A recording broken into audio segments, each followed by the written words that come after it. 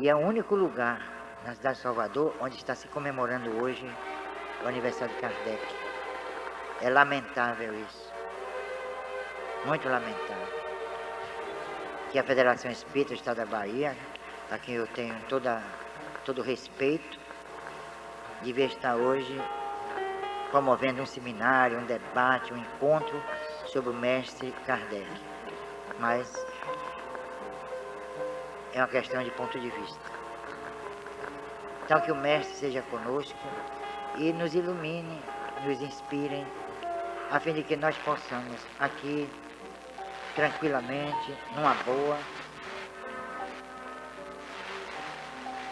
falar de doutrina espírita. Que assim seja. Agora tem uma coisa aqui, tem uma camisa que nós estamos vendendo. O método de convergência de provas. É essa a diferença. Eu digo, olha, o grande problema é que cada questão do Livro dos Espíritos, ela passou por uma peneirada muito grande. Kardec submeteu a resposta ou a pergunta a vários médiuns. Na primeira edição ele submeteu a 10 médiuns. Depois da primeira edição ele começou a receber mensagens do mundo inteiro. Mais de 1000 centros se comunicavam com ele, de várias partes do mundo. E ele, com esse manancial na mão, fazia um trabalho estatístico, de comparação, e extraía a síntese daquelas mensagens. Por isso, ele poderia dizer que estava sempre vendo a tendência do mundo espiritual dentro da sua lei, da lei que ele descobriu, que é a lei da universalidade dos ensinos espíritas. Ou seja, a lei que diz que os espíritos superiores, onde quer que eles se comuniquem, eles dirão sempre a mesma coisa, se não quanto à forma, porém quanto ao fundo. Então, seja na China, na Cochinchina, seja na Rússia, na África, se um espírito superior se comunica e dá uma mensagem, você pode ter algumas diferenças formais, mas a mensagem, no fundo, é a mesma. Vejamos, por exemplo, o caso da transcomunicação. Podem ter algumas divergências formais, porém, o que é que ela fala na essência? Reencarnação. A doutrina espírita fala de reencarnação, da comunicação dos espíritos, da imortalidade da alma, da lei de causa e efeito, da existência do mundo espiritual. Está corroborando o quê? O que está na codificação. E isso aqui é importante. Se o indivíduo faz terapia regressiva a existências passadas, o que é que ele vai levantar? Existências passadas. O que é que ele está comprovando? Reencarnação. E a lei de causa e efeito. A lei de causa e efeito também. Então, observem que Kardec, ele possui essa autoridade que ele angariou, ele conseguiu pelo estudo e pelo trabalho. Não foi de mão beijada, porque ele nunca se colocou na posição do profeta, que traz a revelação, mas do indivíduo que estuda revelações, para daí tirar o sumo, para tirar o resultado de tudo aquilo. Por isso que a obra da codificação é, para mim, a pedra de toque. Quando o indivíduo me diz uma novidade, eu digo, peraí, vamos logicar sobre isso. E eu colocava para Bernardo aqui, eu estava lá em Campina Grande, e o pessoal de um projeto aí, Manuel Miranda, vem tentando exportar o modelo mediúnico da Mansão do Caminho. E aí algumas ideias são colocadas. 3 dias antes da comunicação, os espíritos são ligados aos médiuns. Eu digo, olha, isto não é real. Pode acontecer que seja ligado por uma necessidade específica. Mas vamos passar pelo crivo de bom senso. Em primeiro lugar, Kardec nem trata nesse assunto. Em segundo lugar, vamos analisar o bom senso. Nem todo mundo que é espírita e é médium tem uma família que é espírita. Nem todo mundo. Então uma mulher não é, os filhos não são. E aí, de repente, 3 dias antes da reunião, colocam na carcunda dele um espírito sofredor. Ele vai para dentro de casa com o sistema nervoso abalado, porque você, sob a influência espiritual, o sistema nervoso está abalado. Você fica mais irritadiço e etc. Aquela influência do espírito dentro da casa vai contaminar todo mundo dentro de casa. Quer dizer, vai levar a desarmonia para dentro de um lar. Então vamos parar para raciocinar. Isso está correto? Não está correto de jeito nenhum. A busca do equilíbrio. E inclusive 3 dias antes da reunião não pode fazer sexo. Eu digo, com a mulher dos outros, tudo bem. Tá? O sujeito casado ficar com um bocado de mulher até na véspera, está errado. Agora, fazer sexo com a mulher dele, não diz que é troca de energia? Por que não pode? Porque está com o obsessor na carcunda? O obsessor participa também. E se a mulher ou o marido não são espíritas? E o marido que não é espírita, a mulher é médio centro, chega na véspera ou na antivéspera, o marido diz, como é, hein? Como é? Não pode, mas por quê? Você está doente? Dor de cabeça? E o obsessor vendo tudo. Não pode. Mas por que não pode? Porque eu vou ter reunião no centro espírita. Aí o cara já vai ficar desconfiado. A mulher sai daqui, não quer fazer. Fica numa sala trancada, no escuro. Aí tem. Quer dizer, vejam só, que isso leva para dentro de casa a desarmonia. Ora, a doutrina espírita existe para levar harmonia ao indivíduo e ao ambiente onde ele mora. Então, como é que se vem com a superstição barata dessa? Mas Divaldo Franco diz que isso acontece com ele. Eu digo, mas Divaldo Franco nunca foi casado na vida, pai. Só vim para isso. A Ivone Pereira, eu digo, Ivone Pereira era solteira, nunca foi casada. Manuel Filomeno de Miranda diz, nunca foi casado. Quer dizer, até agora vocês só me falaram de indivíduos que eram celibatários. Então, só funciona, você pode dizer assim, para o celibatário funciona. E assim mesmo, olhe lá. Porque também um indivíduo que seja celibatário, mas viva com a mãe, viva com os pais, viva com os irmãos, dentro de casa, vão botar o obsessor na carcunda para ele atrapalhar a casa inteira? E cada um obsessor que vai, quer dizer, o que a gente chama obsessor é um espírito com problema. Pode ser alcoólatra, pode ser um assassino, pode ser um pervertido de qualquer espécie. E você, além de ficar com aquele indivíduo, dentro de casa, e a lei de vibração, e a lei de fluidos, você está trocando, quer dizer, aquilo está contaminando o ambiente. Porque se eu estiver com o espírito obsessor, estiver aqui conversando com o Bernardo, ele vai terminar sentindo a influência. Porque nós estamos trocando energia. Se a minha energia já está contaminada por mim mesmo, e além do mais, ela está exacerbada pela presença de um outro desequilibrado junto de mim, é claro que ele tem que passar pelo problema. Quantas vezes eu na minha vida já comecei a conversar com pessoas que estavam sentindo uma série de dificuldades, daqui a pouco eu comecei a sentir tudo e a pessoa ficou boa. Então agora se imagine que o camarada dentro de casa, que está sentando à mesa, está comendo, está dormindo com a mulher do lado, com o espírito obsessor na carcunda, como é que vai? Carcunda, como diz o pessoal do interior. É o trio, né? É o trio. A carcunda. Então como é que pode? Está parecendo Dona Flor e seus dois maridos. Seus dois maridos, é verdade. Ou vai ser o seu Flor e suas duas mulheres, depende. E se for mais de um espírito obsessor, como é que fica? Aí vai virar outra coisa. Bacanal. Aí vai virar outra coisa. Então, observem que determinadas afirmações... Isso é falta de respeito. Aliás, qualquer afirmação nesse campo tem que passar pelo crivo da razão. É o método de Kardec. Então, é perguntar, vem cá, isso é possível? Bom, possível é. Agora, é lógico que isso aconteça? Não, por quê? Porque a doutrina espírita existe para trazer o equilíbrio. Que numa situação emergencial, havendo uma necessidade, isso aconteça, ou com determinadas pessoas que não têm maiores compromissos. Divaldo Franco passa a maior parte do tempo dele em hotel. Porque ele leva praticamente 300 dias por ano viajando.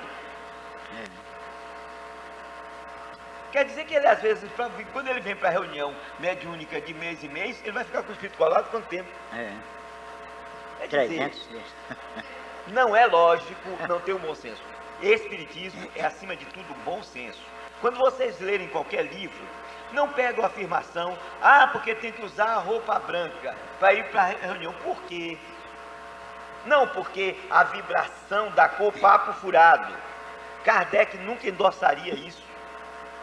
Você pode ir para a reunião mediúnica de preto, de azul, de cor de rosa, de vermelho. E de receber somente 3 espíritos. Só pode receber numa reunião, tem essas mesmo, 3 espíritos. Eu digo, olha, desde que eu comecei a trabalhar efetivamente, me lembro com Bernardo na Soceba, nós atendíamos 40, 50, 60, 80, 100 pessoas. Cada médium recebia assim umas 13, 15 espíritos por noite. E nunca, em 41 anos de trabalho mediúnico, e dessa forma há uns 20 e tantos anos, eu nunca vi um médium ficar desequilibrado porque recebesse durante anos vários espíritos na reunião mediúnica. Nunca! Eu nunca vi nem ficar doente para o hospital por causa disso, nem ficar desequilibrado e ir para o manicômio. Nunca! E aqui tem gente que frequentou lá o Leopoldo Machado, participou das reuniões e sabe como era. E antes na Soceba, Bernardo sabe, nós trabalhávamos juntos nesse aspecto. Então é preciso que cada afirmação seja corroborada pelo fato. Quando alguém me fala isso, eu digo, a minha experiência é dito o contrário. Agora, se você estabelece na reunião mediúnica, só pode receber 3, e Filomeno de Miranda, que é uma pessoa respeitável, íntegra, uma pessoa que viveu aqui com... ele tinha uma conduta irrepreensível. Mas Alfredo Miguel, um dos vultos do espiritismo no Brasil, me disse, olha Bernardo, o meu amigo Miranda dirigia uma reunião, médiuns de mais de 20 anos ali, os mesmos médiuns, e no final todo mundo dormia, inclusive ele. E aí? Por que aquele não foi esse Filomeno todo aí, de tantas informações maravilhosas, importantes? Por que aquele foi apagado e lá não? Por que André Luiz aqui foi um perseguidor de empregada doméstica e lá é um guru? Um médico péssimo. Olha, minha gente, eu não posso entender isso. Eu disse, você tem 41 anos, eu tenho 30 e tantos anos. Estamos numa miséria que Deus sabe, né? O sujeito com 12 anos lá já virou guru. Eu não aceito isso não, eu sou kardecista. Agora, como Djalma diz, Kardec criou um método, o princípio da concordância e generalidade dos ensinos dos espíritos. Concordância e generalidade. Ora, um médium senta à mesa, recebe espírito. Quem é que examina? E onde outro médium também senta à mesa e recebe mensagem parecida com aquela, corroborando, confirmando aquela? Onde aqui no Brasil? Aí, olha, minha gente, o espiritismo está se degenerando há muito tempo, aqui, desvirtuando. Há pessoas que não recebem nem nunca leram o livro dos espíritos, mas já leram romances espíritas. Romance não é espírita. Bernardo, mais uma coisa interessante. Eu estive agora no interior da Paraíba, me convidaram, quando eu fui a Campina Grande, fui até a cidade de Patos, Guarabira, Patos, etc. E em Patos, tinha um grupo que vem de Goiânia. Eles são, uma tal de Concafras. Eu conheço. Essa Concafras, eles fazem, são as caravanas Alta de Souza. Alta de Souza, Na verdade, campanha do quilo, que eles não gostam que chame campanha do quilo, porque eles dizem que tem metodologia. Agora observem as metodologias deles. Você vai fazer coleta de alimento numa rua. Você passa pela rua, agora não pode voltar pela mesma rua. Porque se você voltar, tira o fluido que botou. Veja que maluquice. O camarada me disse isso, eu digo, olha, isso daí não só é uma ignorância, é uma profunda estupidez. Como é que você bota fluido porque passa e tira fluido quando volta? Tem mais. Quando está fazendo a coleta da campanha do quilo, você não pode parar em encruzilhada. Porque os espíritos ruins ficam nas encruzilhadas. Eu digo, é pior do que candomblezeiro na Bahia. Porque pelo menos na Bahia a gente sabe que tem espírito, se botou em despacho. Como é que pode isso, rapaz? E os camaradas colocam isso como se fosse espiritismo. E quer dizer, você passa pela encruzilhada, você não pega espírito nenhum. Pode ser uma coisa dessa? Pode, para eles pode. É impressionante. É impressionante. Mas Sônia quer fazer uma pergunta. Faça, Sônia.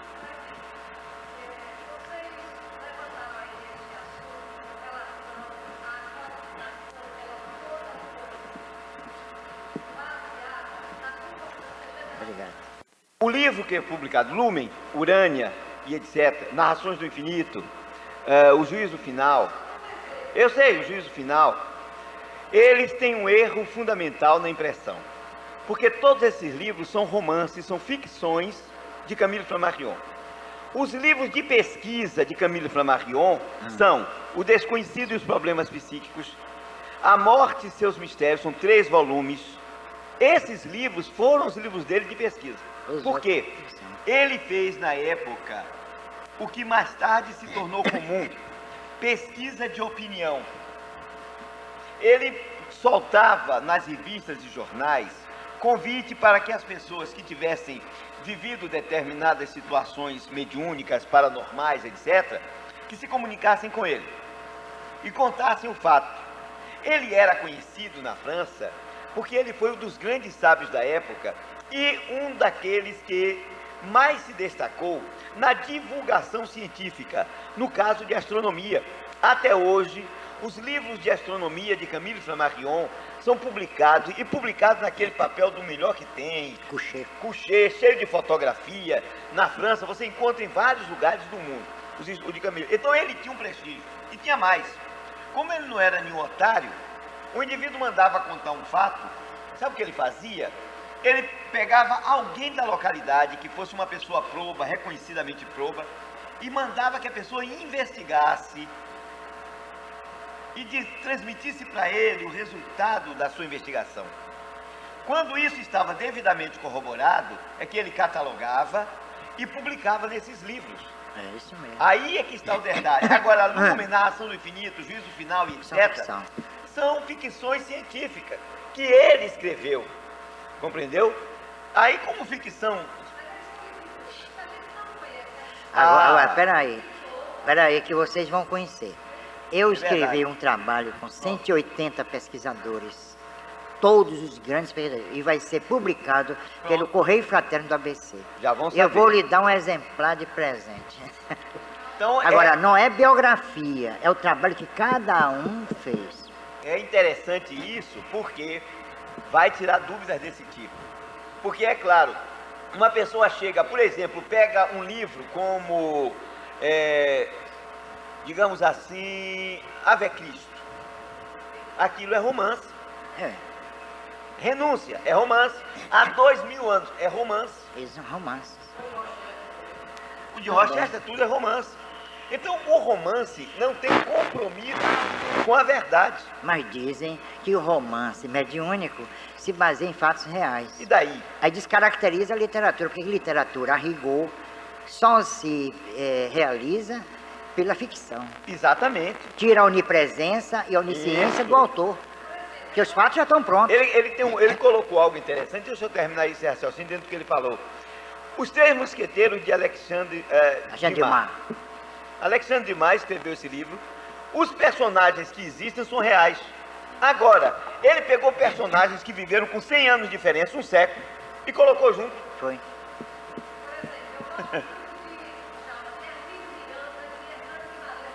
Esses não são ficcionistas.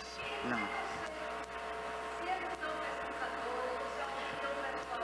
Mas aí você tem como saber. Por que você tem? Porque quando a gente lê um livro, o ponto fundamental no estudo, tem que se saber procurar quem é o autor. Exato. O que é que o autor faz?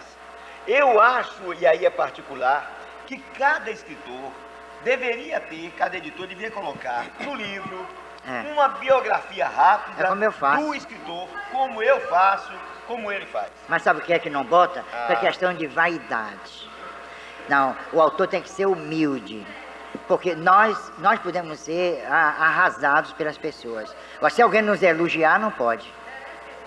Merece.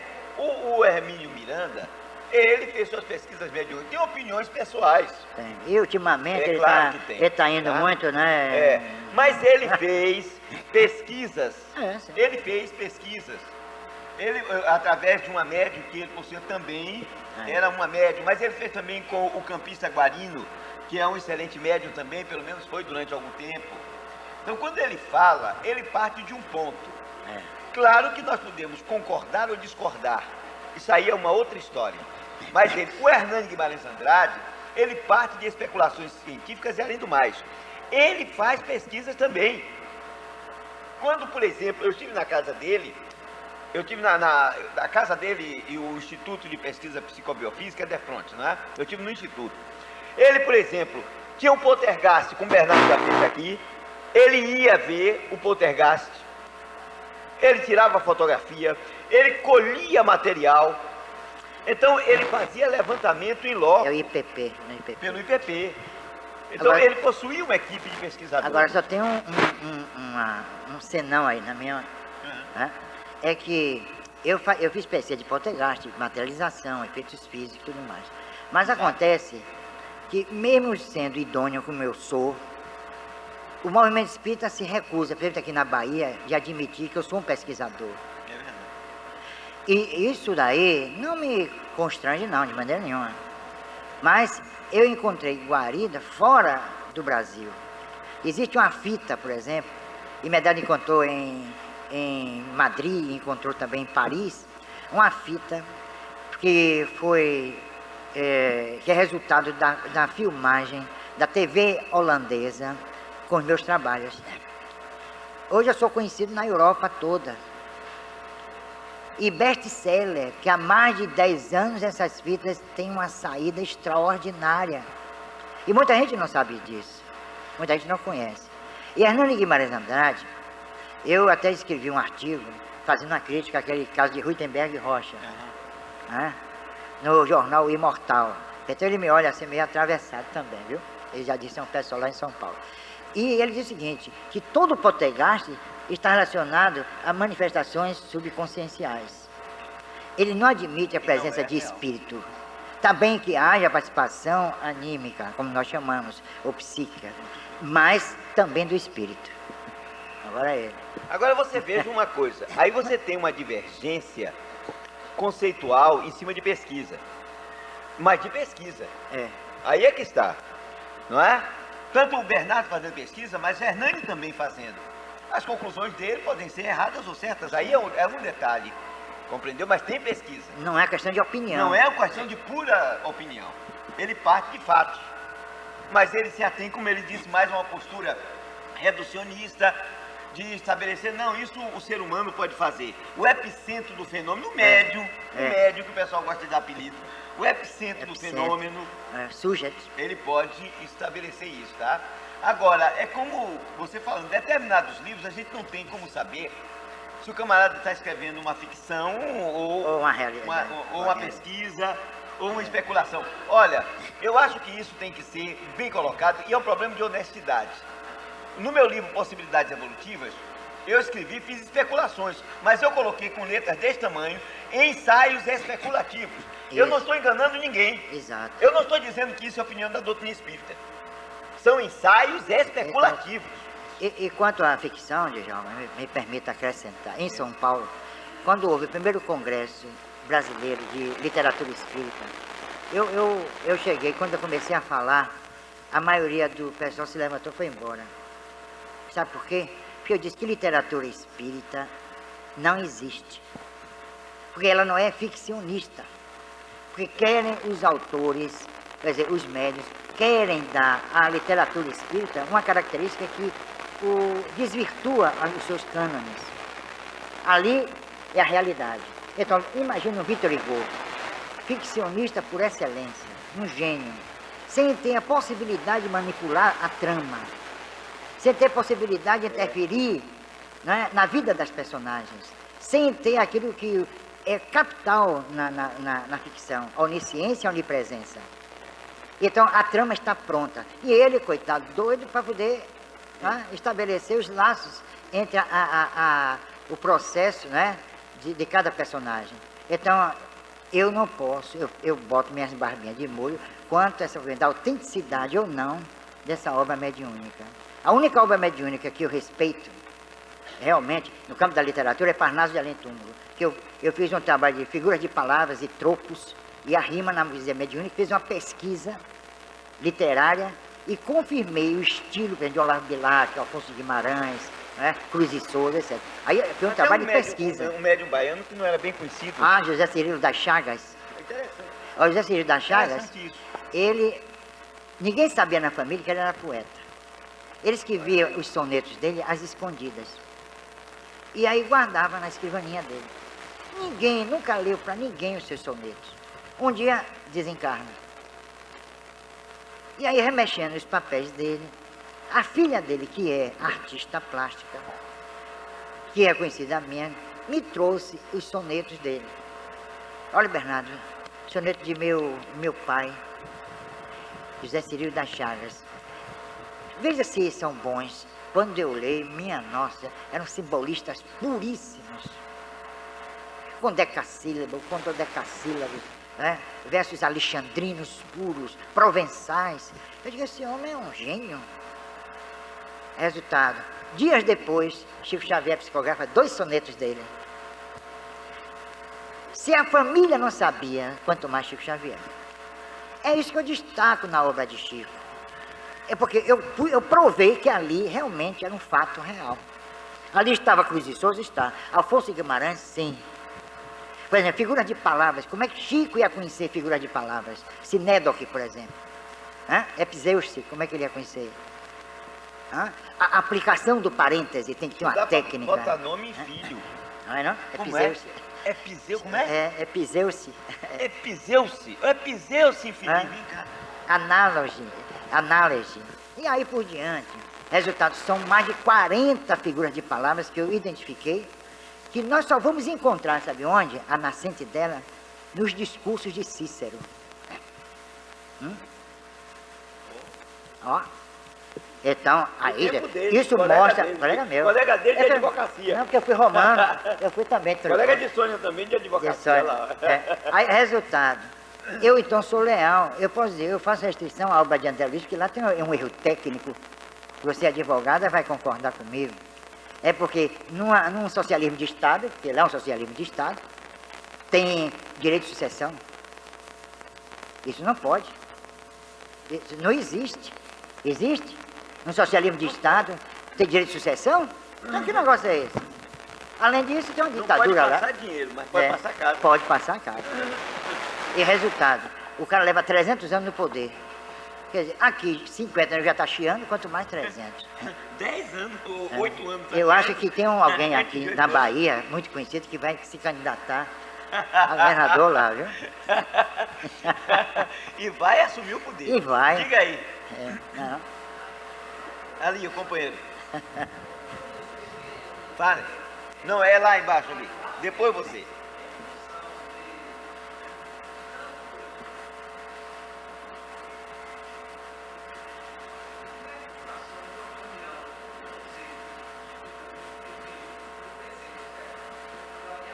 Olha.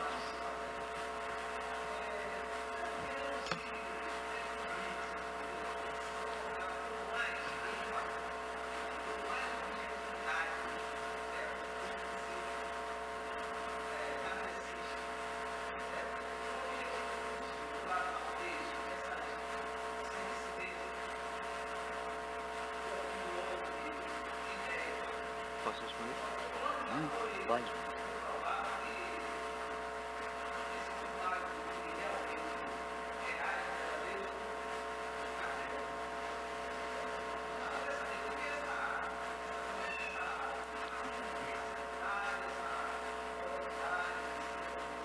Veja bem. Veja bem. Pergunte. Complete.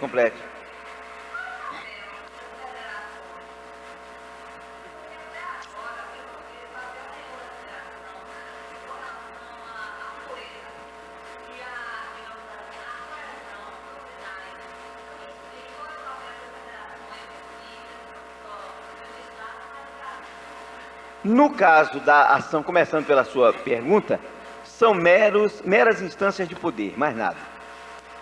Mais nada.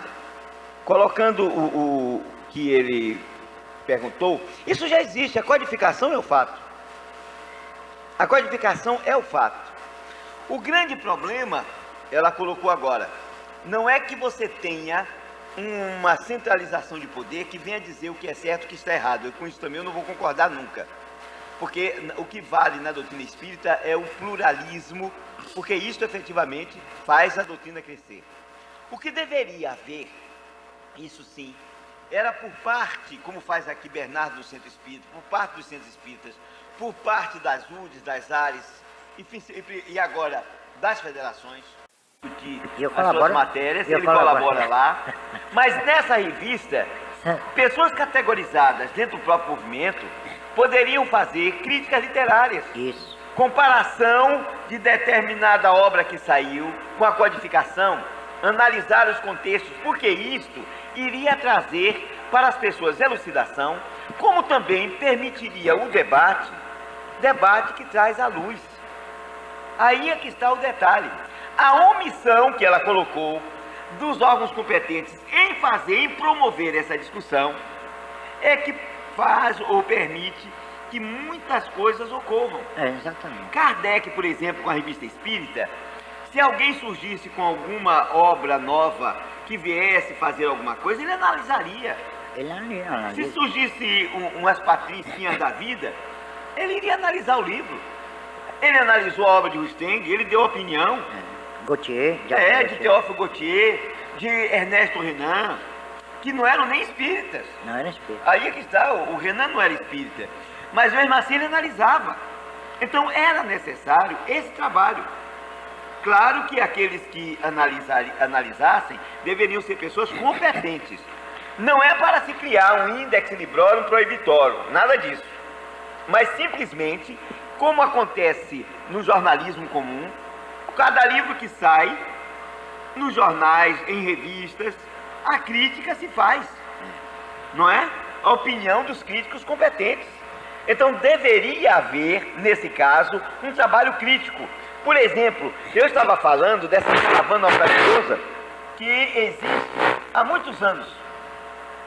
Por que é que não se faz um trabalho nesses órgãos que têm mais projeção, de uma crítica? Vem cá, será que isso é real? Será que isso é real? Será que o espírito fica colado no médium 3 dias antes da reunião? Isso é correto? Isso se dá sempre? E outras besteiras. E outras coisas. Isso é que deveria ser debatido. Agora, o problema é...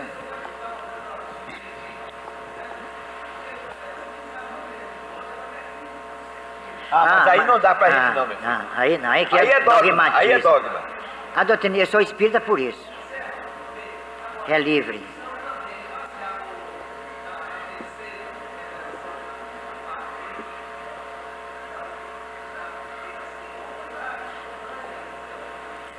Olha, existe uma diretriz, aí é que está o problema. A diretriz, o fundamento, é a qualificação e o método estabelecido por Kardec. O método bom senso. Você vê que eu coloquei um problema aqui. O que foi que eu fiz? Vamos analisar. Analisemos esse problema. Isso será real? Quais as consequências que isso viria a trazer? À luz dos ensinamentos espíritas. Isso. Então, isso é que se chama o método de Kardec. É porque também é o seguinte. A doutrina espírita é para livre pensador. Por isso, para livre pensador. Por isso que eu sou espírita. Então, não há viseira. Todo mundo pode escrever sobre espiritismo. Mas como o Djalma disse, tem que haver um método. Por exemplo, eu estava fazendo lá na livraria, vou retomar, Isabel também, uma análise das obras do Livro dos Espíritos publicado aqui no Brasil. A FEB, não é? A LAC, a Edicel e a ID. Resultado, olha, arrasaram com o Livro dos Espíritos. Cada tradutor, para dizer que um não copia o outro, resultado, entrava com eufemismo, com, sei lá, sinônimo, hein? Mas arrasaram com o pensamento de Kardec dos Espíritos. Por isso que eu leio aqui em francês. Porque em português está dois. Aí o que acontece? Djalma traduziu e o Thelma vai lançar o Livro dos Espíritos. Já que eu estou fazendo, sabe o quê? Uma análise de todos os que assinaram os prolegômenos. Para mostrar às pessoas quem é Vicente de Paulo, quem foi Fénelon, quem foi Swedenborg. E aí eu estou fazendo isso. Esse livro vai sair agora no ano 2000. E é, na minha opinião, o livro mais coerente. Porque no Livro dos Espíritos, editado pela LAC, o tradutor diz uma coisa, interpreta de uma forma, o outro interpreta de outra. Não é só o problema do idiomatismo que existe.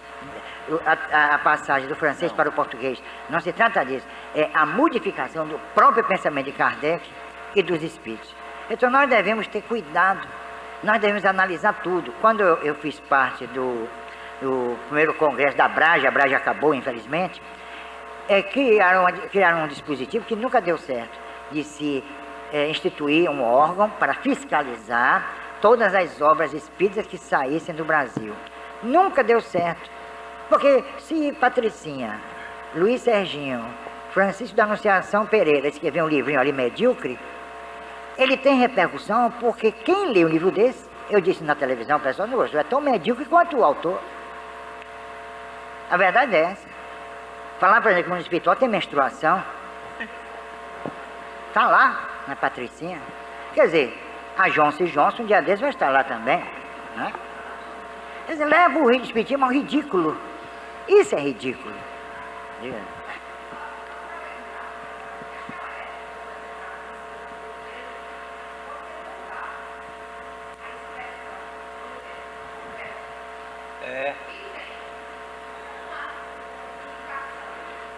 Uma ação específica.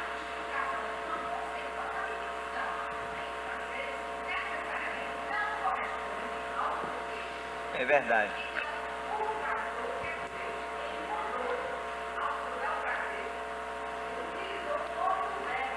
E aí mudou a estrutura do pensamento. Isso. É verdade. Que não tem nada a ver. É isso, que recriaram o livro dos espíritos. O problema aí é do tradutor, que é um traidor. Observem que isso às vezes é feito criminosamente.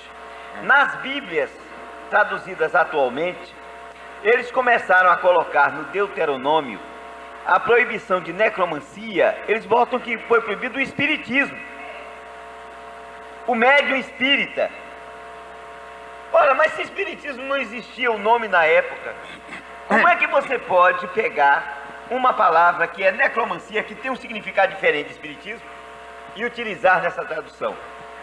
Você pega o próprio Herculano Pires, na tradução dele do Livro dos Médiuns, logo na capa você encontra um problema, porque em francês, na verdade, Kardec diz Livro dos Médiuns, Guia dos Médiuns e Evocadores, e ele traduziu Guia dos Médiuns e Doutrinadores.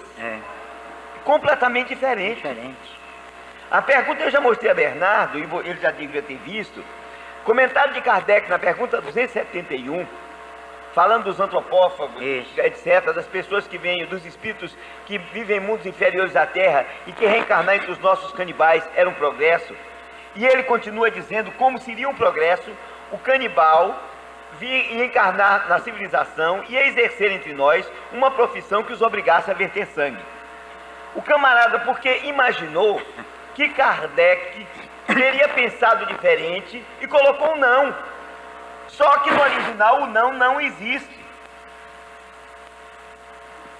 Então, esses detalhes devem ser discutidos, só que tem um pequeno problema. Eu nunca vi em lugar nenhum ninguém escrever contra isso. Você já viu, doutor? Até hoje não. Ali, sim.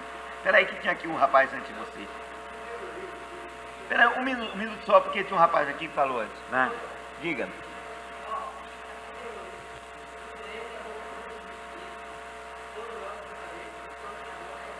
Muito bem. Diga.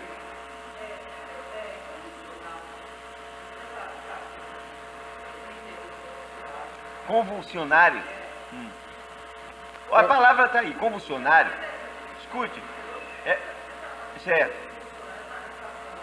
Convulsionário, quer dizer, é um indivíduo que entra em Ele estava perguntando, que no Livro dos Espíritos está falando ali sobre convulsionários.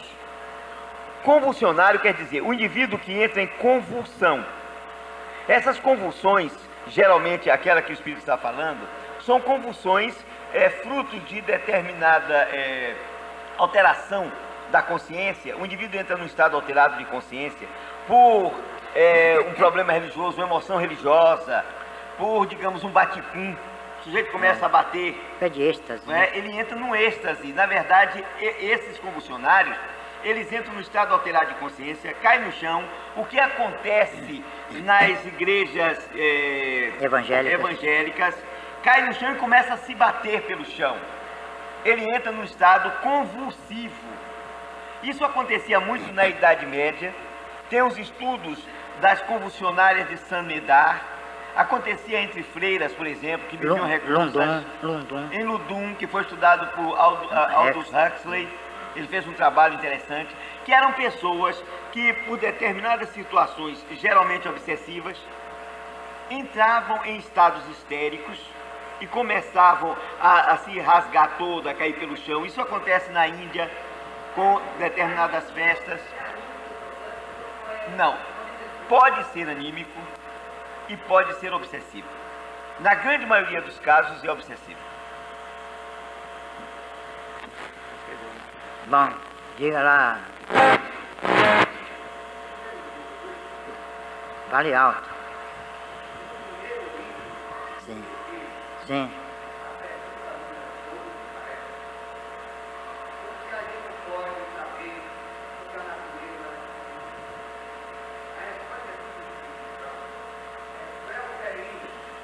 Qualquer um.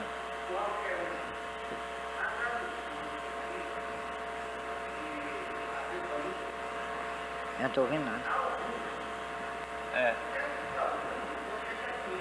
É qualquer um, é verdade. É o problema que ela falou da tradução.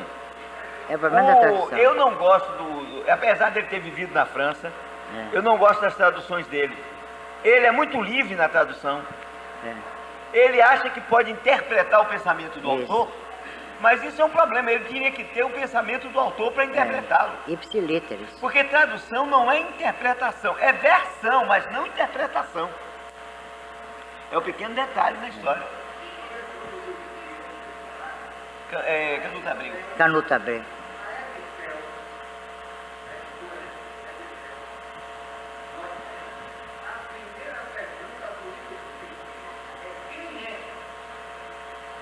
Mas no francês é o que é. Que é. Mas na verdade é o que é. É por isso mesmo que eu estava fazendo esse trabalho e vou continuar. Agora. Mas agora, o que é Deus. Encontrar uma editora, a não ser a nossa, para lançar esse livro vai ser difícil. É verdade. Porque muita coisa vai ser aí, né? Eu já estando eu já estou por aqui de pessoas me atacarem direto para o Brasil todo. Porque eu sou espírita, mas não estou aqui para negócio de Maria, vai com as outras. Eu acho que a gente tem que preservar a nossa dignidade, preservar também, né, as nossas atitudes, e devem ser coerentes, porque eu sempre fui assim. É verdade. Eu não estou sendo agora para chamar atenção. É verdade. Eu sempre fui crítico. Sofri muito por isso, não me chamam para congressos, seminários, não me chamam para nada. A primeira vez que nós nos encontramos, eu estava fazendo uma palestra, ele levantou lá e discordou. Nós emendamos o bigode na mesma hora. Foi. Primeira vez, não foi? Foi. Foi lá na Saceba. Na Saceba. Eu era frequentador à época. Mas eu sempre fui assim, é uma performance minha. Agora, eu não agrido ninguém, eu apenas contesto ideias. Ser fulano, cicrano, são pessoas maravilhosas. Agora, as ideias, assim como contesto as minhas. Claro. E têm direito. Agora, não me ofendam, como já me ofenderam. Então, acho que o espírita... Aí é falta de educação. É falta de educação. O espírita tem que ser esse livre pensador. Ele tem que estudar, pesquisar, a fim de que ele te dali um denominador comum, um ente de razão, que satisfaça ao seu raciocínio, à sua alma. Porque muita coisa está acontecendo no movimento espírita nacional. Livros e mais livros. Está uma enxurrada. Aí perguntaram, mas Bernardo, por que você vende esses livros na livraria? Diz para vocês saberem porque que eu sou contra. É verdade. É porque também não estaria correto se ele fizesse uma triagem. Porque aí ele ia impor o gosto dele aos outros. Exatamente. E aí, naturalmente, por mais que ele estude, por mais que nós façamos alguma coisa, nós não somos donos da verdade. De jeito nenhum. Então tem que haver pluralidade.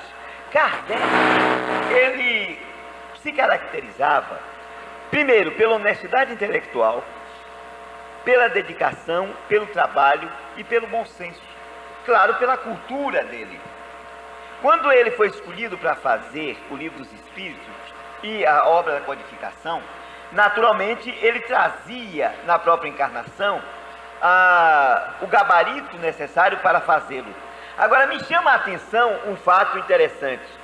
Quando os espíritos começaram a falar para ele que ele possuía um trabalho a realizar, uma missão a cumprir, eles disseram também: mas você cumprirá se quiser. Se por um acaso você desistir ou não levar adiante, nós já temos outro preparado. Observe que isto é uma posição muito interessante. Ele era um espírito gabaritado, naturalmente reencarnou porque tinha esse gabarito. Mesmo assim, os espíritos criaram um backup para, em qualquer eventualidade, quer dizer, havia uma probabilidade dele desistir do trabalho, o menor que fosse. É aquele problema da probabilidade de você jogar uma moeda para cima, ela dá cara ou coroa. Só que vem uma pequena pergunta: dá cara e coroa, tudo bem, e se por acaso a moeda cair em pé? Aí o sujeito diz: não pode. Como não pode? Existe uma probabilidade, pode ser mínima, mas existe a probabilidade. Pode ser de 0,000000001%, mas existe a probabilidade. Então, por mínima que fosse a probabilidade, os espíritos não deixaram ao léu. Eles foram previdentes. Colocaram alguém na espera. Provavelmente um Leon Denis, quem sabe, um Gabriel Delane, um Alexandre Delane, eu não sei. Alguém, o próprio Camille Flammarion, qualquer um, mas que já estava preparado lá, estava. Tá. Falhou, meu filho, o outro entra. E o próprio Camille Flammarion também falhou. Claro, falou. Tanto que o Leon Denis cai de pau em cima dele. Não, e eu traduzi o discurso dele, feito quando ele assumiu honorificamente a presidência da Society for Psychical Research. E lá ele diz que o trabalho de Galileu Galilei que ele escreveu saiu do inconsciente dele. Saiu dele. Ele trabalhou à mesa com Kardec. Jovem, né? Quer dizer, foi o que aconteceu aí. Ele estava se negando, então ele foi desonesto. Tá? Agora que hoje é pinga-fogo, hein, gente? Fala. Nós não viemos aqui para fazer palestra, não. Foi. Ah, isso. Ah.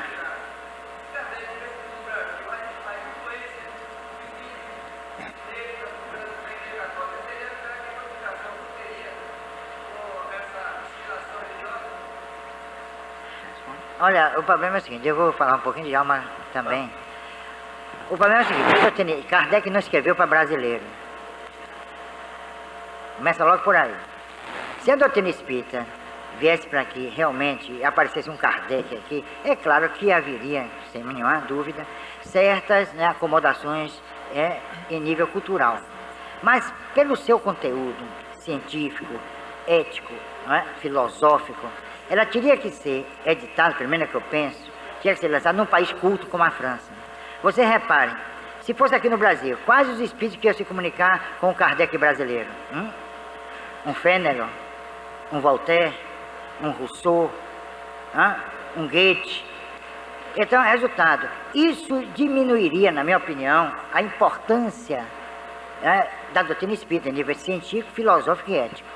Repare aí o que foi que aconteceu. Ela não foi codificada aqui, mas quando veio para aqui, que acabou lá, ela se desvirtuou na sua interpretação. O que é que o Djalma está dizendo?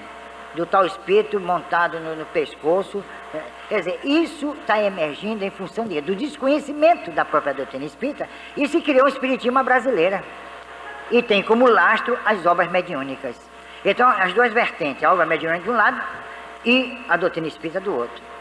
A maioria aqui, se eu perguntar, quem já leu aí Ziba Gasparetto? A maioria já leu. Agora, quem já estudou Richer aí? Quem já estudou Delane? Quem já estudou Crookes, Gibier? Aí fica difícil. Então, o espiritismo está se minimizando, na minha opinião, em função desse processo. E há eu acho que há até uma incompatibilidade entre o conteúdo filosófico, ético do espiritismo e a performance do brasileiro, o temperamento, o caráter do brasileiro. Olha, antes de você fazer outra pergunta, eu gostaria de contribuir aqui com a colocação de Bernardo. Ele fez uma colocação muito boa. O espiritismo, por que o espiritismo surgiu na França? Em primeiro lugar, Paris era a cidade de luz. Cidade de luz. A cultura tinha a significação, era sinônimo de francês. Por quê? Porque ali se concentravam grandes pensadores. Dizia-se na época, inclusive, que era preferível o sujeito ser mal falado em Paris do que ter notoriedade em outro lugar. Por quê? Porque ali era uma caixa de ressonância. Allan Kardec foi um indivíduo que se preparou, ele ensinava o quê? Fisiologia, anatomia comparada, astronomia, física, química, o vernáculo, não é? O francês. Quer dizer, era um indivíduo que estava no apogeu da cultura da sua época, tinha um campo vasto de interesses. Então ele tinha todo o gabarito para fazer isso. Agora eu costumo brincar e dizer o seguinte: se fosse no Brasil, se ele tivesse encarnado aqui no Brasil, a obra dele talvez não tivesse maiores expressões, porque ninguém ia confiar num codificador que tivesse o apelido de Cacá. Ah, você viu o livro do Cacá? Porque o brasileiro tem essa mania. E a cultura brasileira também, nós subestimando, que eu sou incidentalmente brasileiro, mas o problema é o seguinte: um país do Tchan e de outras excrescências, uma doutrina dessa não poderia subsistir em sua nascente. Não poderia. E isso tanto é verdade que está se criando um espiritismo com base em espíritos que saíram daqui do Brasil, desencarnaram. Onde está, por exemplo, o Flammarion? Chico Xavier psicografou Flammarion? Chico Xavier psicografou Chorovics? Chico Xavier psicografou Gibier? Chico Xavier psicografou um Denis? Não. Por quê? Porque o temperamento brasileiro, a cultura brasileira não suportaria. Então tem que ser um André Luiz das Quantas, um Emmanuel dos Osórios Pereira, tudo padre e freira, pelo menos a maioria. Então pessoas que têm, os espíritos que têm uma formação brasileira, se comunicam aqui, porque eles se identificam com essa cultura mambembe. É o que eu penso.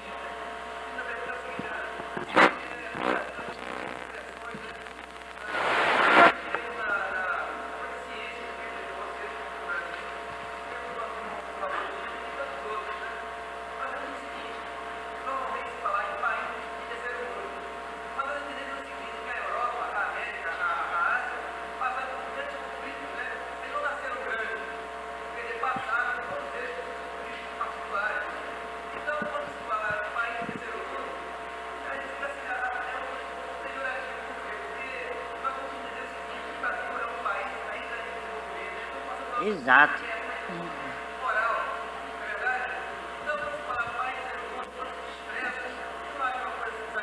Não, eu não acho nada desagradável. Falar a verdade é desagradável. Eu estou com ele. Falar a verdade não é desagradável. Se a doutrina espírita nascesse aqui, ai dela. Repara o que aconteceu com ela aqui. O que está acontecendo? Você abre um livro mediúnico, só tem bobagem. Para ganhar o quê? As beatas do movimento espírita, ou beatos. Eu cheguei uma vez num centro espírita aqui, tinha mais de 250 pessoas, ia falar sobre ciência espírita. Aí fui perguntando: quem já leu fulano, ciclano, batano? Ninguém, nada. Eu digo: o que é que eu vou falar para vocês? É por isso que você falou no aspecto religiosidade.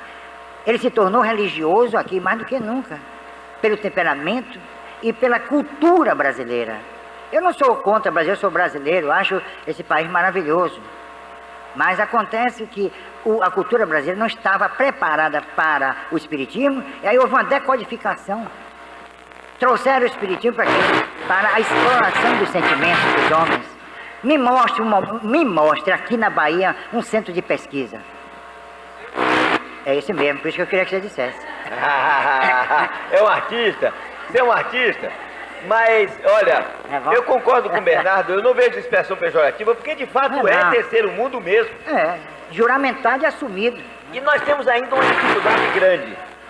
A nossa língua, ela é praticamente uma língua hermética. Por quê? Primeiro, pela sua própria estrutura, mas segundo, quantos países no mundo falam português? O escritor brasileiro que não for publicado em inglês será um eterno desconhecido.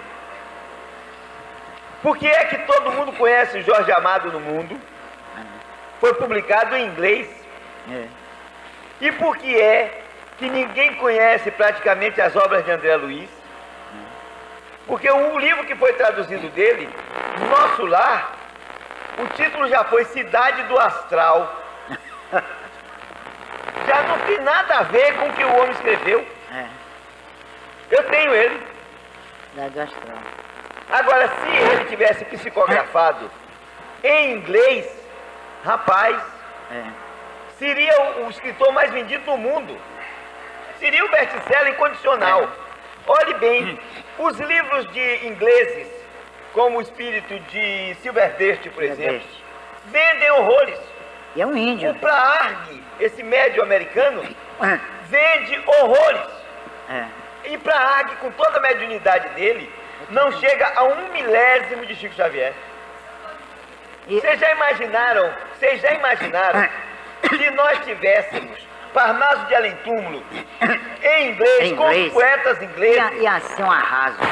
Clássico. É por isso que o próximo livro meu eu vou botar Charles Bernard. Vai vender horrores por aí. Vende. Agora, Carlos Bernard não vende. Tem que ser, não é? É como Hernani Guimarães Andrade, que agora é Goldstein. O nome dele agora é Goldstein. Está vendendo horrores também. Porque o brasileiro tem essa mania, né? Charles. Vai ir de Jalma, como é que faz? Não vai dar, não. Não dá, não.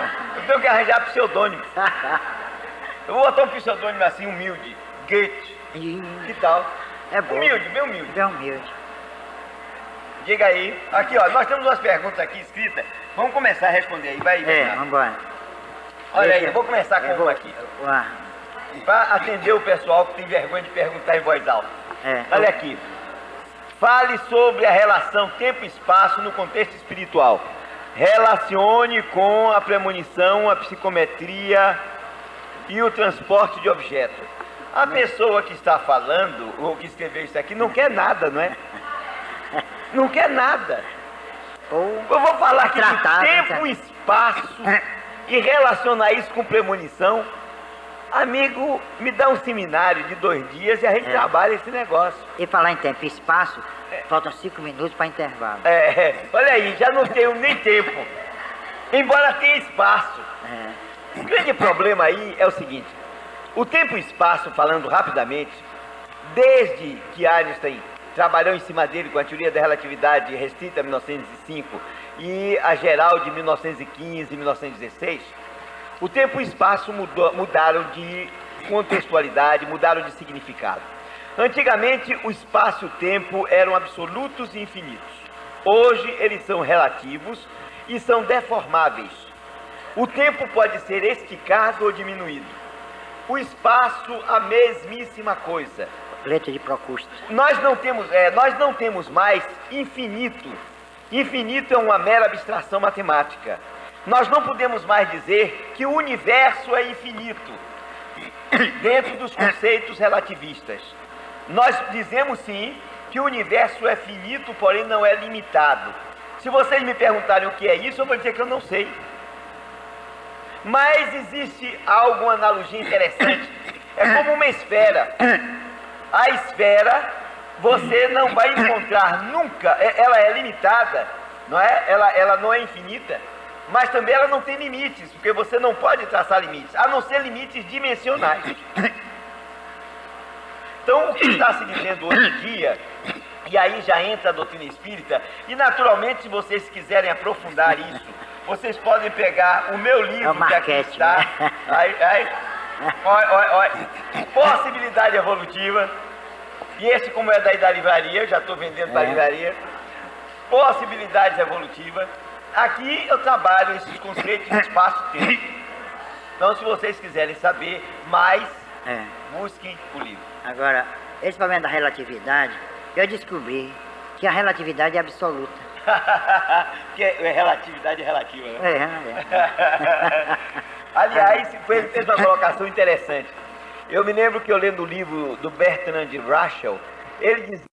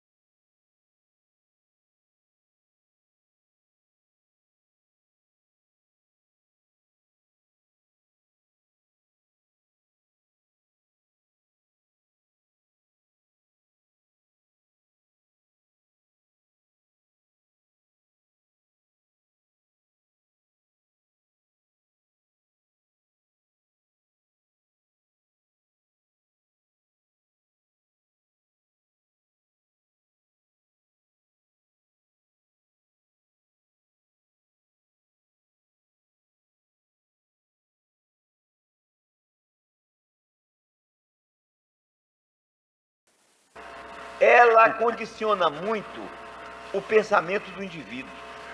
Claro, a Se linguística. você vai escrever em chinês, não será a mesma coisa de você escrever em português, em inglês, em francês. Exatamente. Você escrever ideogramas vai dar uma outra contextualização. A partir, inclusive, da própria, vamos chamar, etimologia, entre aspas, do diagrama. Não é? Da ideograma, desculpem. Do ideograma. Exato. Exatamente. E de ordem cultural Olha, também. Somente para fazer uma brincadeira em cima do assunto, vocês sabem qual é o ideograma chinês para a guerra? O ideograma aqui escrito significa guerra. 2 mulheres dentro de uma casa. É verdade. Mas é uma guerra É mesmo. verdade. 2 mulheres dentro de uma casa é uma guerra. Tá certo? Agora, só tem uma coisa para a gente encerrar por causa do intervalo. Depois nós continuamos a ler aqui as perguntas. Quanto a essa questão da linguística, porque isso aí você tem no terreno da linguística, eu fiz até um trabalho com o reformador sobre isso. E existem realmente especificidades, né, idiosincrásicas dentro da semântica. Resolver esses problemas, e na medida em que as pessoas se educam, Ser humano, que seria dos caridosos, é verdade. não é? As Não é isso? consciências. É por isso que eu disse na rádio, a maior prova de amor ao próximo é se politizar.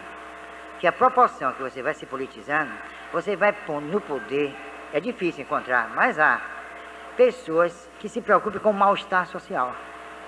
Pessoas honestas? É difícil, né? Mas pode ser que escape. Deve Né? existir, deve existir.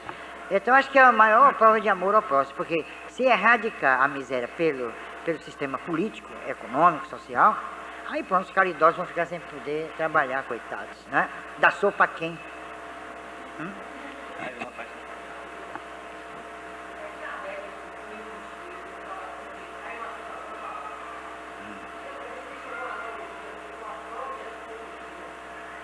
Diga aí, Daniel, que ele é assim com o pessoal da projeção. Projeciologia é um neologismo que foi criado Valdo por Valdo Vieira para falar de desdobramento. Isso. Só isso. Isso que Kardec falou aí. Só que ele quis transformar isso numa religião. É. Depois que ele teve o desastre com ele, foi um desastre muito sério. Ele ficou deformado, teve que fazer muitas operações plásticas. E também ele rachou o crânio de parte a parte. Tinha dores de cabeça incríveis. Desse tempo em diante, ele também não pôde suportar a atitude que ele tomou. Ele, de repente, tinha tomado uma atitude de ser um missionário do bem, de viver casto lá com Chico Xavier. Só que o problema hormonal falou mais alto. Quando passou uma americana divorciada na frente dele, ele foi atrás. Como ele se sentiu como traidor dos ideais dele, ele hoje tem uma reação de falar contra o espiritismo. Mas isso é psicológico. Quando o cristianismo começou a sofrer perseguições, os cristãos que não tinham a coragem de enfrentar a tortura e abjuravam do cristianismo, eles se tornavam os maiores perseguidores dos seus ex-irmãos. Sabem por quê? Para tentar liquidar em si o remorso que possuíam por terem sido covardes. Ele mantém uma crise de consciência porque ele deixou um trabalho que ele deveria fazer e começou a fazer muito bem. Ele abandonou o trabalho. Hoje ele condena esse trabalho para ver se aplaca o remorso que está dentro dele. É um problema de crise de consciência por si. E racharam a cabeça dele para ver se entrava alguma coisa, não entrou nada. Não entrou nada, pelo contrário, saiu. Vá, dê um adiantamento, porque o horário está correndo. Não adiantou coisa nenhuma. Projeciologia, que maluquice. Em Barcelona, Espanha, foram queimadas em praça pública 300 obras espíritas enviadas por Kardec ao seu amigo Maurice Lachotte, livreiro. Este episódio ficou conhecido como Auto de Fé de Barcelona. Observação. Apenas uma lembrança. Ótimo. Uma boa lembrança. Boa lembrança. Foram os mártires espíritas. É, o Auto de Fé. Auto de Fé, os livros queimados. Um dia eles vão fazer auto de fé comigo.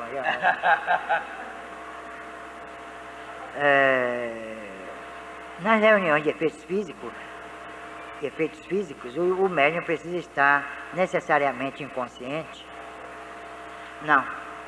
Tanto trabalho de poltergeist não tem não. É verdade. Não precisa estar inconsciente. Os médicos são perfeitamente acordados e às vezes nem sabem que são eles os produtores. Os epicentros. Os epicentros. Epicentros. Deixa eu ver aqui. Acabou, viu? Tá acabando aqui. Tem um aqui, mas... Por que alguns escritores mediúnicos insistem em seus livros com a diferença de sexo e idade? Que diferença? Diferença entre sexo e idade?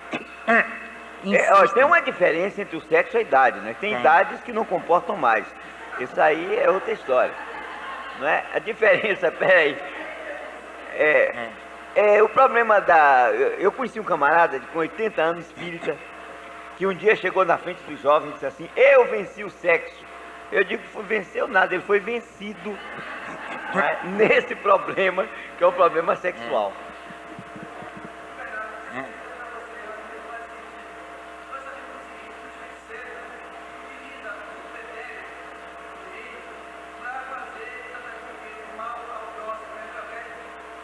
Não é o duplo etérico, não. Você já leu Rochat, Esterilização da Sensibilidade? Seria interessante. Seria interessante. Não estou lhe chamando de ignorante. Você que se diz ignorante. Você que disse que não leu o livro. Aí ele faz, ele chama de avultamento isso. Então, eu já dei até um curso aqui a respeito disso, sobre esterilização da sensibilidade, em que ele magnetiza, por exemplo, a água com um copo, leva para um lugar, mexe a água, não é? A proporção que ele vai mexendo a água, o sensitivo oferece também, não é? Fica fazendo a mesma circunvoluçãozinha. Na mesma direção. Entendeu? Então isso por aí explica o voodoo. Entendeu? Por exemplo, não é objeto, não é a figurinha espetada que vai ver. Como no caso da psicometria, que os objetos guardam a memória dos seus donos, dos seus proprietários, ou de uma situação até histórica. Pronto. Não, eu? Não. Eu não sou cientista, não. Ele é, eu não. Eu sou apenas um pesquisador. Um mero curioso.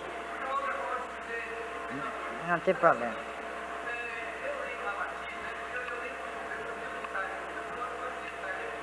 Tirei tudo. Esqueceu de ler derrochar.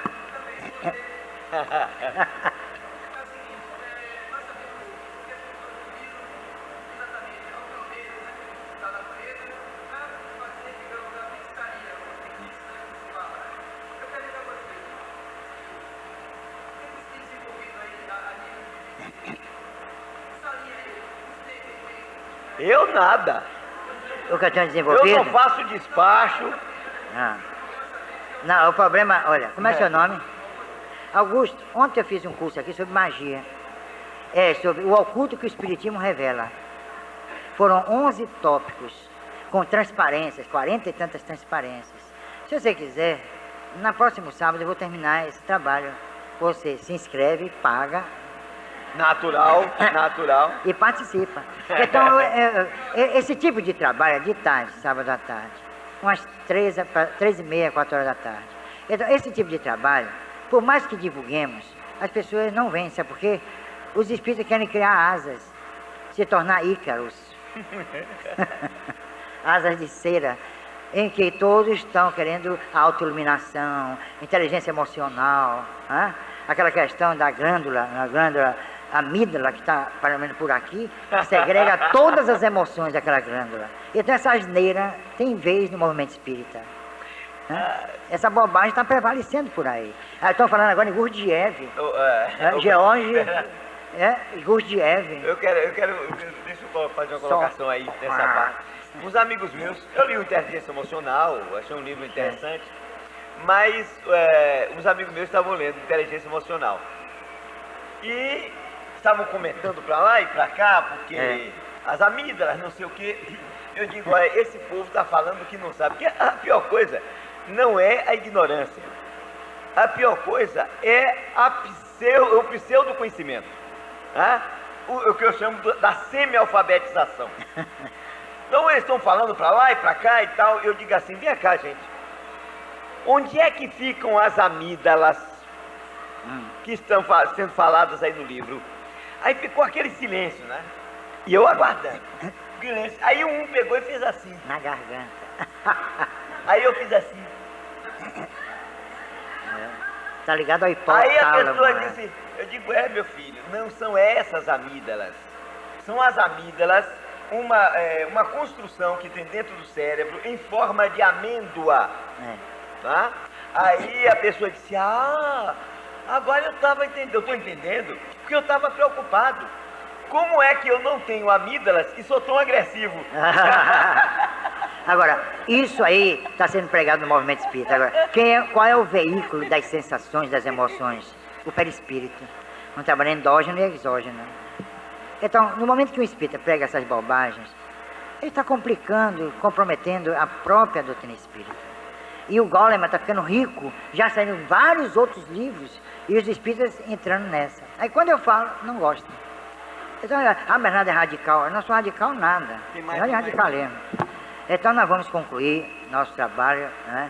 Nós temos que obedecer aos imperativos, não é? Do tempo e do espaço. Ó, do espaço. Não é isso? Ó, esse espaço aqui. Ó que espaço, viu? Do tempo media. Do espaço. Então nós vamos concluir agradecendo a presença de todos, né? Foi realmente um trabalho muito interessante. Aí pode dizer, inclusive, foi uma vibração maravilhosa. Eu quero agradecer a Bernardo o convite que foi feito e dizer que é um momento de muita alegria para mim estar sempre aqui no Telma.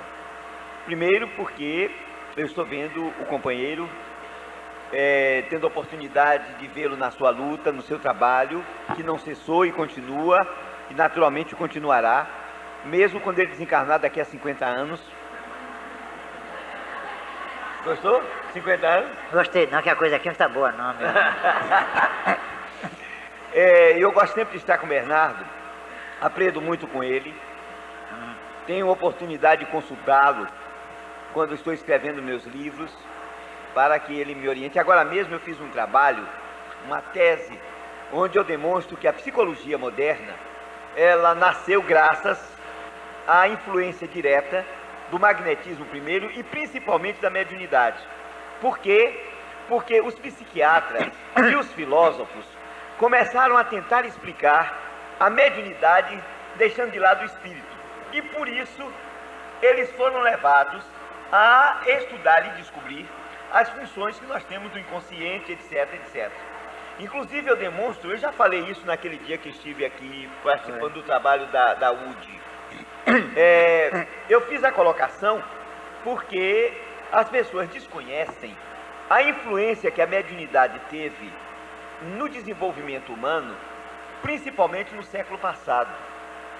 A influência porque, primeiro, desafiou os médicos, desafiou os cientistas de uma forma geral, com uma ordem de fenômenos diferentes. E eles, para explicar esses fenômenos, tiveram que construir novas hipóteses, enfim, promoveu-se um progresso no campo do conhecimento. Este foi um dado fundamental. E isso precisa ser reconhecido. A doutrina espírita nasce da mediunidade e consolida uma série de conhecimentos que agora começam a ser aceitos de uma forma mais geral.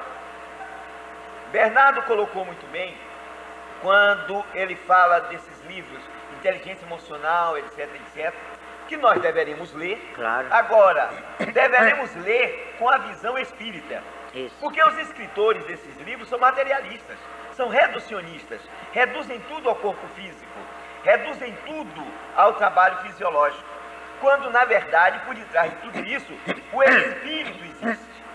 E a revolução mediúnica, como ela vem trazendo uma influência direta no progresso das ideias, principalmente no campo da psiquiatria, Charcot, e aí foi que eu consultei o meu amigo, porque eu me lembrava da médium que Charcot tinha apresentado na Salpêtrière. Liguei para ele e digo, Bernardo, como é o nome da médium? Ele é Alcina. Alcina, apresentada na Salpêtrière. escrevendo em grego, ela que era analfabeta. Isso. E tem no livro do Bernardo, As Mulheres Médiuns, isso vem descrito de uma maneira muito bonita. O Charcot pede que os médicos que estão presentes, a experiência, que eles evoquem espíritos. Eles evocam Galeno, que fala de medicina, e terminam evocando Platão. Perguntam a Platão, através de Alcina, a opinião dele sobre Alexandre, Júlio César e Napoleão Bonaparte. E ele responde através daquela mulher, uma mulher ignorante, doente, histérica, não é doente mental no caso. Ele diz o seguinte: as minhas pesquisas me levaram a ver que todos três possuem tendências semelhantes. Guerreiros, cruéis, excelentes na palavra, na forma de expressar e com uma mesma ambição de dominar o mundo. Para mim, diz Platão, cheguei à conclusão que a mesma alma foi Alexandre, César e Napoleão. E ele ainda fala de reencarnação na frente daqueles homens, mas Charcot, que teve contato com a mediunidade, como Carlos teve, como von Hartmann teve, Pierre Janet, os pais do inconsciente, Pierre Janet, Freud teve mais tarde, Jung era médium. Então, todos eles que desenvolveram esses estudos estavam nessa linha. Charcot, que foi mestre de Freud, ele virou-se para a plateia que ela estava, toda ela estupefata diante daquele fenômeno que um mestre reconhecido estava apresentando, um cientista, virou-se e disse: vocês não devem se preocupar com esse fenômeno. Isso é coisa para as gerações futuras estudarem. Isto apenas é uma mera demonstração. E acabou ali. E fim de papo. Aí o Bernardo faz uma colocação que eu achei interessante, sem comentários. Porque não precisa, depois de uma estupidez dessa, não precisa comentário. Então, como vocês veem, o Bernardo é uma fonte inesgotável, que vocês têm o privilégio de conviver com ele e de aprender com ele. Aproveitem isso. E também para mim é um momento de alegria estar com vocês. Eu estou revendo pessoas amigas que estiveram ligadas a mim por laços, estão ligadas por laços afetivos muito grandes. O Ari, os amigos que aqui estão, e foi uma oportunidade ver o Ari aqui, que eu conheço durante muito tempo, uma pessoa porque eu tenho muita consideração, de quem eu gosto muito. Então, esse momento é um momento inesquecível. Eu que venho de Natal, estava participando de um congresso, de um seminário espírita da família espírita Cearense do Manhã, um trabalho excelente, feito pelos companheiros do Frederico de Recife e vários outros. Tenho essa satisfação de continuar no clima de emocionalidade que eu vinha, porque estou no seio de pessoas que eu amo, e aquelas que eu já conhecia, as que eu estou conhecendo hoje, e que naturalmente estão inscritas no meu coração para sempre, como toda a família Thelma. Eu não sou gay. Um abraço. Eu não sou gay, né? Bom, então, em nome do Thelma, dos trabalhadores, dos que frequentam aqui a nossa casa, nós agradecemos a Djalma. E ele, para comigo, sempre foi generoso. Mas, quando eu cito aqueles que me ensinaram o espiritismo, eu incluo Djalma, Diolinda Amorim, Herculano Pires, Leopoldo Machado, isso, Caio Bachuta, isso no Brasil. E aqueles mestres europeus, norte-americanos, que tanto me ensinaram, principalmente no campo da pesquisa. Eu não me considero efetivamente um cientista. Isso seria gritante para um terceiro mundo. Mas eu me considero um curioso, aquele que busca a verdade através dos fatos. E assim eu fiz. E graças a Deus, houve quem perguntasse: mas por que Bernardo? Porque eu consegui materialização plena, parcial, voz direta, escrita direta, aporte, o transporte de objetos para ambientes fechados. Todos os grandes fenômenos obtidos por um William Crookes, eu também consegui. Eu estou me colocando no nível. Do cartões de crédito. Casa Verde. Foram os próprios espíritos, né? Não é comunicação voz direta, não é? Então, eu me sinto muito à vontade fazendo esse trabalho, essa pesquisa. Só que eu fico um pouco assim triste, eu me permito isso. Isso não é presunção. De que o movimento espírita na Bahia não soube aproveitar meu trabalho. Eu fui chamado de fraudulento, embusteiro, desonesto pelos meus companheiros de doutrina espírita. Isso me magoou muito. Não porque eu pusesse assim em xeque o que eu fiz, mas revelou que os espíritas, muitos deles, parafraseando Jesus, são raça de víboras hipócritas. E muita paz.